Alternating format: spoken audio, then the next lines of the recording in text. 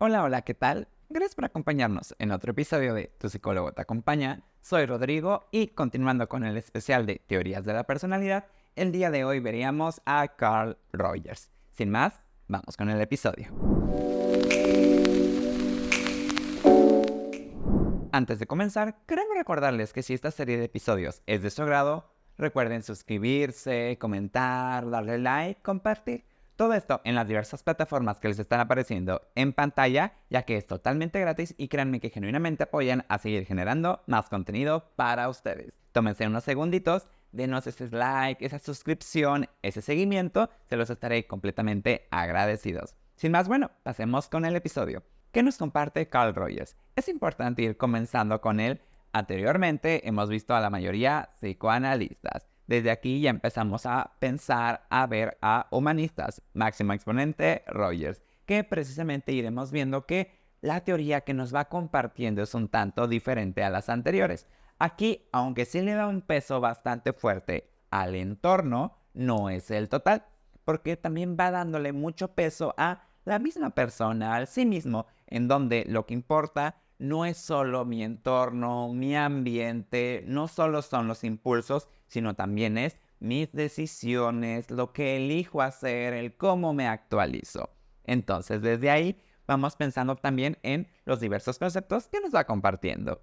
Uno de los primeros conceptos es la tendencia a la realización, que precisamente es esta parte de mantener y mejorar nuestra persona, a nosotros y nosotras, porque precisamente siempre estamos actualizándonos, llámese físicamente o psicológicamente. Él nos comparte que sí, una tendencia humana natural sería el crecimiento y es precisamente a través de este crecimiento que nos vamos formando, desarrollando y en ello incluso aceptando un poco de dolor. Nos comparte algún ejemplo como el de los infantes, que cuando somos bebés vamos aprendiendo a caminar y aunque sí, de repente nos vamos aprendiendo a sostener, levantar, mover, esto implica que también nos caigamos, nos raspemos, nos duela, pero nos dice, bueno, el bebé acepta ese dolor con tal de crecer. Y precisamente aquí es algo que importa mucho a nosotros y nosotras como adultos, porque esto implicaría precisamente que también la búsqueda de crecimiento implicaría un poco de dolor. Ojo, menciono dolor,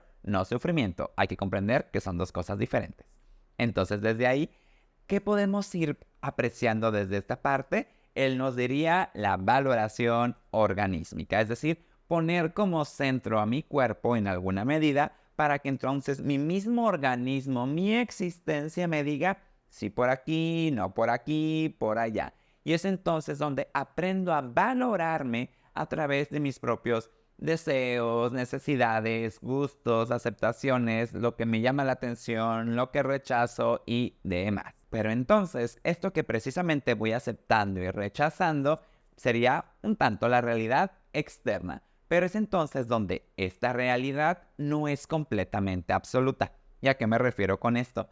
Vamos comprendiendo que la realidad no es algo absoluto que todas las personas podamos comprender, porque precisamente la realidad en alguna medida dependerá de qué puedo captar, qué no, qué puedo integrar para mí y qué no, porque entonces la realidad va filtrada a través de estos lentes con los que veo la vida, con los que la percibo. Y es entonces donde puedo ver una realidad absoluta, no necesariamente. Al final del día veré una realidad un tanto subjetiva a través de cómo voy recibiendo esta información.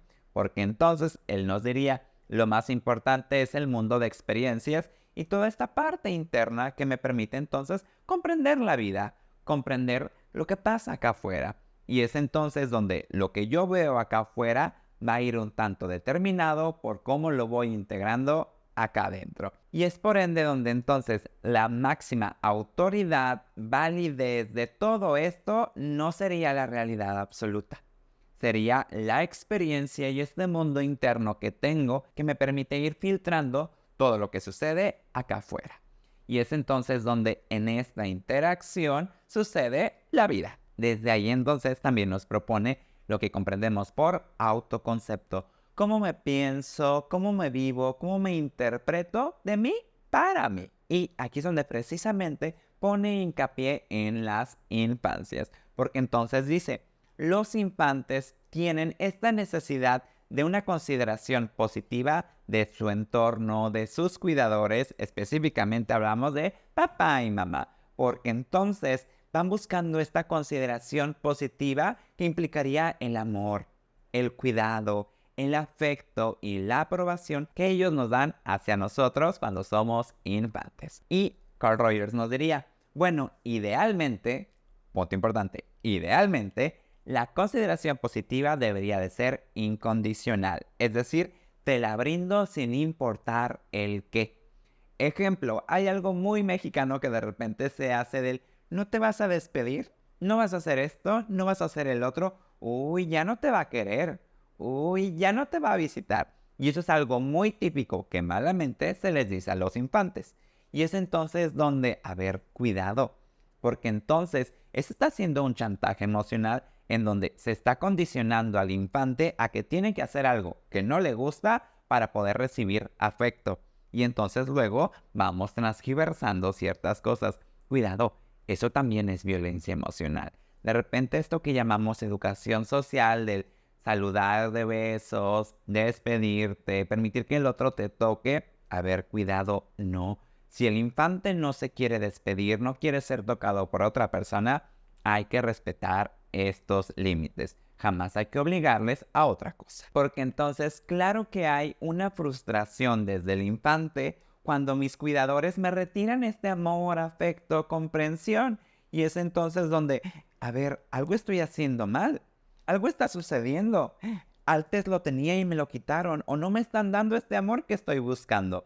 Entonces, naturalmente, esto me hace dudar de mí, cuestionarme, me genera un tanto de ansiedad. Y Rogers nos diría, esto va mermando, deteniendo, imposibilitando la tendencia a la actualización, a realizarnos y por ende va dañando nuestro autoconcepto.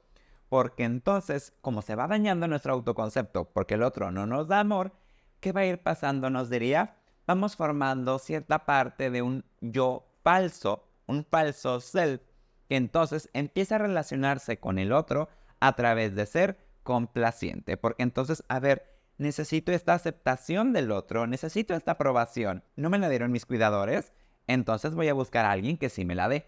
Pero a cambio de que me la dé, curiosamente me voy a convertir en lo que quiere de mí. Y es entonces donde esta situación empieza a ser un tanto patológica y dañina para mi persona, porque entonces me convierto en lo que la sociedad quiere de mí en vez de lo que yo quiero de mí. Y es entonces desde ahí donde podemos encontrarnos un tope respecto a la salud, porque entonces precisamente mi consideración positiva va desde la mirada del otro, no desde la mía. Porque precisamente la idea es, sí, sabemos que en un primer momento, ¿quién me la da? Mis cuidadores. Son quienes me validan, quienes me dan esta consideración positiva e incondicional, al menos idealmente, para que una vez que ellos me la den, con el tiempo yo empiezo a integrarla para mi persona y entonces la consideración positiva ya no viene de afuera, ya viene de adentro. Es decir, si mis cuidadores me amaron, voy a tener amor propio, porque entonces me enseñaron a amarme. Si mis cuidadores no me amaron, o al menos no desde una forma funcional, encontraríamos entonces problemas en el amor propio. Que bueno, eso sabemos que de repente nos llevan a terapia, precisamente a aprender a deconstruirnos por todo aquello que nos dieron allá y entonces. Porque precisamente este allá y entonces de repente puede ser un tanto tosco, vulnerable y sobre todo condicionado.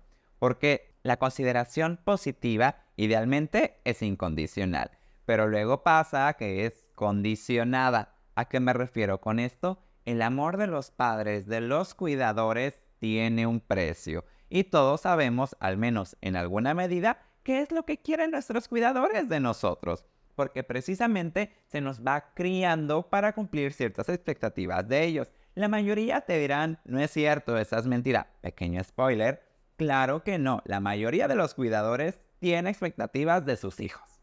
Decir que no existen expectativas sobre los hijos también sería una mentira. Incluso el decir, yo solo quiero que sean felices, eso ya es una expectativa. Porque entonces, si alguno de mis hijos está triste o tiene depresión, ya no está cumpliendo su rol. Entonces, fíjense cómo es un juego delicado, precisamente esto. De repente se dice, no hay que tener expectativas, no hay que esperar nada de nadie. A ver, de repente esta filosofía muy bonita, no lo niego, pero es imposible no esperar algo. Porque realmente si lo vamos pensando, usualmente tenemos una expectativa para algo. Ahora imagínense los cuidadores sobre nosotros y nosotras. Claro que tienen ciertas expectativas. Y es entonces donde precisamente ahí nos van condicionando para, a ver, te voy a amar, pero tienes que hacer tal o cual cosa. Porque entonces, a través de este tal o cual cosa, el infante aprende ¿a qué? A amarse solo cuando cumple estas características. Es decir, si hago lo que mi papá me dijo que hiciera, voy a ser feliz conmigo. Si no lo estoy cumpliendo, voy a estar triste. Ejemplo clásico, las calificaciones de la primaria. Saqué 10. Mi mamá me dijo que esto es valioso, entonces estoy feliz. Saqué 9. Mi mamá me dijo que eso no se hace. Estoy triste porque entonces mi valor como persona está condicionada a precisamente cumplir esto. Y entonces soy valioso cuando digo que lo merezco. No lo soy cuando hago cosas que me hacen sentir culpable porque no cumplo esta expectativa. Y a esto Rogers le diría las condiciones de valor. Estas condiciones extrínsecas que un otro, diagonal cuidadores, nos dijeron para nosotros y nosotras. Y aquí podemos encontrar todo tipo de etiquetas. Ejemplo, es que mi campeón, mi campeona, eres muy inteligente, eres bonito, bonita, qué chistoso, chistosa. Y aunque creamos que estas etiquetas no tienen valor para los adultos, para los infantes lo son todo. Porque entonces van comprendiendo que a través de comportarse de tal o cual forma, pueden obtener el amor que están buscando. Y es entonces así donde se empieza a formar cierta estructura condicionada al valor que otros le dan. Básicamente un falso self para sobrevivir. Pero que incluso, nos diría Rogers, esto también puede ser patológico porque no es real. No es congruente, no soy yo. Fue la máscara que me puse para poder sobrevivir ante un ambiente que me demandaba ciertas cosas. Y es entonces donde esto nos empieza a poner unos lentes para ir hipervigilantes a nuestro entorno y entonces aprender a juzgarlo en términos de estas condiciones de valor. Es decir, los ojos con los que veo al mundo no son los míos, son los de mis cuidadores que me enseñaron a verlo así. Pero entonces, ¿dónde queda mi persona? ¿Dónde queda esta valoración organísmica de aprender a verme, aceptarme, quererme e ir rechazando todas estas situaciones que de repente no me gustan? Es que no me llama la atención eso, voy a decir que no. Es que eso me agrada, voy a decir que sí. Por el contrario, ¿qué dirán? No, es que no soy así, es que esto no pasa así. Y entonces de repente nos neurotizamos en cosas que no tienen sentido, en vez de decir, ¿quieres o no quieres? Pero es aquí donde entran entonces los tan famosos debo de, tengo que. Vamos a comprender entonces desde esta teoría que los debeísmos y el tengo que son patológicos. ¿Por qué? Porque lo más funcional sería decir quiero o no quiero. Sí, sabemos que a veces tenemos que hacer cosas que no queremos. Por ejemplo, como que no quiero ir a trabajar, pero tampoco quiero desvivirme de hambre. Entonces voy a ir a trabajar. Porque entonces, claro que tengo mi objetivo puesto en otro lugar, pero es un medio para un fin. Pero entonces hay un quiero de por medio. Y hay veces que las personas actúan desde la parte patológica y solo van en el debo, tengo. Y es entonces donde, curiosamente, cuando hay mucho debo o tengo, seguramente vamos a terminar en psicoterapia. No porque sea algo malo, pero sí porque es algo a trabajar. Y es entonces aquí donde, punto importante, voy viviendo mucho desde lo que se me solicita afuera o desde lo que solicita mi experiencia, mi vida, mi autoconcepto. Porque entonces, si voy viviendo más desde afuera, esto va a ser incongruente. Va a ir generando ciertos conflictos entre mis percepciones, mi autoconcepto, mi experiencia, porque entonces, a ver, yo siento que esto es bueno, acá afuera me dicen que es malo. ¿Qué hago? No sé qué hacer y hago lo que puedo con lo que tengo, pero entonces termina siendo incongruente, porque puede que sienta una cosa, piense otra cosa, termine haciendo otra cosa y al evaluar el resultado ya no supe ni qué tengo. Y es precisamente donde se encuentra esta incongruencia que Rogers nos diría, ahí entramos en neurosis, porque precisamente esta neurosis es, hay demasiadas incongruencias que no me están haciendo match. Y precisamente esto genera una amenaza hacia mi organismo, mi experiencia, y esta amenaza se siente de una manera ansiógena. Por ejemplo, recuerdo un caso que leía de cierta persona que decía, yo soy un amor, soy un pan de Dios. Y entonces en cierta experiencia, alguna persona le pregunta, ¿tú cómo jodes o cómo lastimas al mundo? Y esta persona decía, yo no lastimo al mundo, yo no hago nada malo. Y entonces, ¡boom! Se generó toda una neurosis ahí porque precisamente decía, yo no hago nada malo, yo siempre soy bueno, buena. Y es como el de, a ver, es imposible que seamos un pan de Dios. Las personas que dicen por ahí, yo así puros good vibes, cuidado. Porque entonces no están integrando esa parte donde también a veces podemos ser mala onda y no tiene nada de malo. La cuestión es, desde esta mentira, esta incongruencia que esta persona se decía de soy un pan de Dios, no alcanzaba a integrar que a veces no lo es tanto y causa violencia pasivo-agresiva. La cuestión es precisamente ante esta amenaza que suele hacer la neurosis, genera una rigidez. No me muevo de este cuadro. Ejemplo, esta persona no se movía desde esta fantasía de decir soy bueno, buena, soy un amor, un pan de Dios. Y entonces no alcanzaba a ver la violencia pasivo-agresiva que ejercía aquí fuera. Porque precisamente la rigidez le decía, tú siempre eres bueno, tú siempre eres buena, no haces nada malo. Ahí porque los clásicos ejemplos de good vibes, que a veces sabemos que son personas medio patológicas, que no lo admiten, pero sucede. Y aquí Roger nos diría, se va conceptualizando de forma muy importante, que implica una persona sana. Nos diría, una persona que funciona de forma sana va percibiéndose a sí mismo o a sí misma, a los demás, al entorno y a la vida de una forma más o menos objetiva. Digo más o menos porque sabemos que es imposible verlo de forma objetiva, somos seres subjetivos, por ende vemos las cosas de forma subjetiva. Sin embargo, va viendo las cosas más o menos de una forma más real, porque entonces aprende a observarlas, verlas y que esto no lastime su autoconcepto. Ejemplo, lo que les decía anteriormente de esta persona de ¿tú cómo lastimas al mundo? Yo no lo lastimo. Boom, rigidez, neurosis. A ver, una persona vería la realidad. ¿Cómo lastimo al mundo? Contamino. Todos contaminamos. La existencia contamina.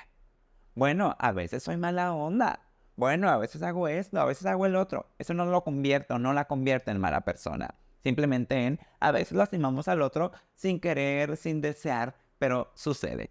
Con algo tan sencillo como decir, no puedo ir a tu fiesta porque estoy enfermo, a lo mejor la otra persona se puso triste.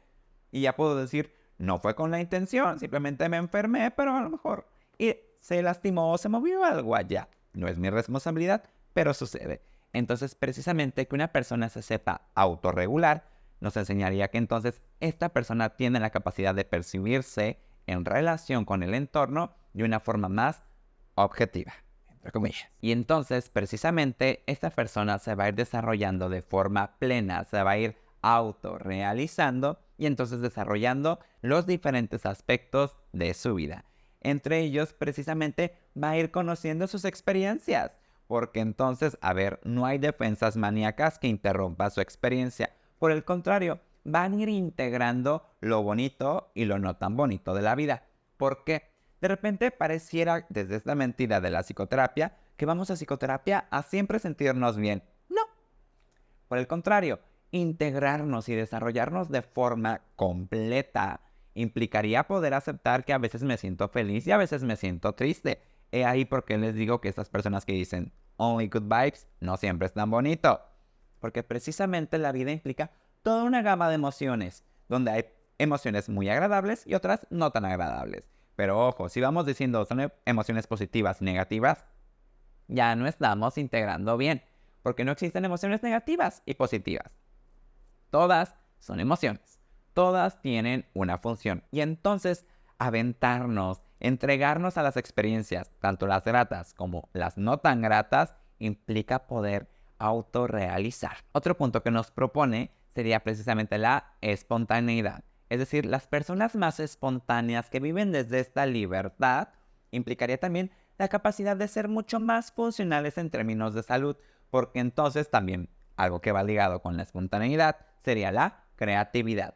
Porque entonces soy creativo, exploro, innovo ciertas cosas, no sigo todos los lineamientos. Ojo, no digo que seguir lineamientos esté mal, pero seguir siempre lineamientos externos también es disfuncional. A veces es externo para vivir en sociedad, a veces es interno también para aceptarme acá. Y es un tanto con tantito. Y es desde ahí donde precisamente, a ver, si soy creativo, me puedo permitir jugar, me puedo permitir innovar y explorar nuevas formas de solucionar la vida. Porque si me voy encerrando todo a visión de túnel, de caballito, así, solo hacia enfrente, seguramente no esté viviendo de forma plena e integrada. Porque abrir un abanico de posibilidades precisamente implica la salud mental. Porque entonces puedo hacer aquí, aquí, acá, acá. Tal vez no todas sean tan bonitas, pero en la vida siempre hay opciones. Ejemplo, como mínimo 3. Acepto la situación, cambio la situación o me cambio a mí. Y entonces desde ahí, claro que siempre puedo elegir. Confían en su organismo. Hablamos precisamente de esta valoración organísmica, es decir, ¿cuál es el norte más importante de mi vida? Obviamente soy yo. Porque entonces mi cuerpo, mi experiencia, mis emociones me pueden decir, ¿me gustó? ¿No me gustó? ¿Repito? ¿No repito? Y eso es algo tan natural que hasta los bebés hacen. Por ejemplo, usualmente lo hacen con la boca. Me lo llevo a la boca, me gustó, trago. No me gustó, escupo. Y entonces la vida en algún sentido es así. Experimento algo, me gusta, continúo. No me gusta, paro. Porque entonces eso me lleva a otro punto. La toma de decisiones a través de la libertad, la responsabilidad de mis elecciones, básicamente lo que conocemos por el libre albedrío. Porque entonces ya no responsabilizo a otros de mi vida. Ya no culpo a otros de mi vida. Puedo responsabilizar al otro de lo que el otro hizo y responsabilizarme a mí de lo que yo hice. Porque la responsabilidad es un término súper importante en la teoría rogeriana. Porque entonces, a ver, siempre somos responsables de algo. A veces no de lo que el otro hizo, pero puedo ser responsable de cómo lo tomo y qué hago después de que el otro hizo tal o cual cosa. Y entonces aquí, si nos vamos viendo esto, Rogers quita mucho la culpa, toma mucho más la responsabilidad. Y desde ahí él nos diría, las personas que se van desarrollando no huyen de los conflictos, los enfrentan. Se responsabilizan y dicen, ok, no voy a buscar pelea, tampoco es generarla. Sin embargo, la vida está llena de conflictos que hay que resolver, en alguna medida al menos. Y es entonces donde ahí estas personas no huyen del conflicto. ¿Pueden tenerle miedo? Claro, y se vale. No implica que les tenga que agradar. Implica que no me gusta este conflicto. Bueno, lo resuelvo. No lo postergo, no lo evito. Me responsabilizo con cierta decisión, sea cual sea, y sobre ello acción. Y entonces, si se fijan, precisamente su teoría le pone mucha atención tanto al entorno, lo que mis cuidadores fueron compartiendo en sus vivencias y en su relación conmigo, mi mundo interno de experiencias, de sensaciones y sentimientos y la relación entre ambos. Porque entonces no todo es afuera, no todo es adentro, sino también sucede en relación. Obviamente no somos responsables de todo, pero tampoco somos responsables de nada. Y es ahí donde hay cosas del ambiente, hay cosas mías. Y hay una frase que precisamente él nos compartía. Los sucesos presentes son más decisivos que los sucesos de la infancia. Y es precisamente donde dice, a ver, no somos objetos y no somos víctimas del pasado. Podemos responsabilizarnos en presente y sobre ese presente accionar. Porque entonces si voy accionando precisamente sobre ese presente, puedo ser más libre de mis decisiones. Sí, traigo cierta carga que mi entorno depositó, pero entonces luego tomo decisiones y responsabilidad y hago algo con ello. Entonces fíjense, el pasado no determina todo, sino también mi aquí y ahora. Y entonces precisamente desde aquí es como se va formando todo el self dentro de la teoría rogeriana, que el punto importante sería ir observando e integrando mi yo real, porque es la parte de lo que sí soy, aunque a veces no somos tan conscientes de ello, precisamente porque vamos pensando en este falso self, esta patología de lo que los otros quieren de mí. Y entonces también punto importante, ¿qué es lo que quiero yo de mí? Porque entonces puede que no esté en mi yo real, puede que esté en un yo ideal, es decir, lo que quiero llegar a ser. Y se vale, el querer llegar a ser algo no tiene nada de malo. Sin embargo, creer que eso que quiero llegar ya lo soy es donde entonces la realidad está chocando con este ideal. Punto importante entonces, desde ahí integrarme, trabajarme, actualizarme y autorrealizarme implicaría no pensar solo en este futuro, sino también ir integrando lo que sucede en mi aquí y ahora. Y es entonces donde Rogers nos propone 3 características que los terapeutas tendríamos que tener para que también las personas podamos autorrealizarnos. La aceptación incondicional que precisamente deseamos tendría que venir de los cuidadores para después vivirla de nosotros para nosotros mismos. La congruencia, es decir, esta parte auténtica de esto presento porque esto soy. No hay dos partes. Soy yo mismo, tal vez en diferentes roles, pero sigo siendo yo. Y sobre todo, la empatía. Entonces, esas 3 características son las que propone, sí, para los terapeutas desde la teoría rogeriana. Sin embargo, también sería ideal que los cuidadores las tuvieran.